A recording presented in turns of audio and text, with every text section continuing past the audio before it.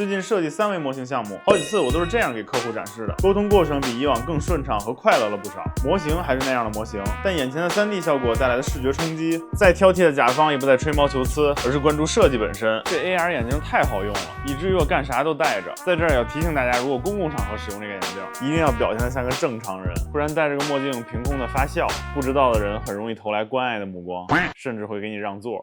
这就是 AR 眼镜性价比卷王最新一代雷鸟 Air 3S， 屏幕用到 TCL 雷鸟联合开发的孔雀光学引擎。目前雷鸟 AR 眼镜最强画质，插在 Mac 上用目视感觉色彩和清晰度跟电脑没什么区别，完全看不到像素点，120帧高刷 ，sRGB 145%的色域，处理专业设计图也没有问题。看电脑的时候总是直着脖子，几个小时后脖子酸疼，有时候外拍一些视频素材需要快速处理，在外边更难找到高度合适的工作桌，姿势也就更难受了。而这眼镜直接插上，无论手机还是电脑，秒连接超大屏，电脑的反应就和连了一块显示器没有区别。你可以选择镜像，也可以选择分屏，这样你处理一些私密文件或者摸鱼，别人谁也看不到。怎么晃动脖子，屏幕都在你眼前，一下子就释放了脖子的压力，而且素材细节也看得更清楚，可以直接带着它剪片。实测重量76.3克，持续佩戴也不会有太多额外压力。我在乘坐公共交通、吃午饭、午休的时候都直接用它连着魔盒来使用，不用举着手机，你可以完全躺平享受观影时刻。这时候手机就可以放着充电去了。魔盒里边有各种高清视频资源，随便看，不占手机内存。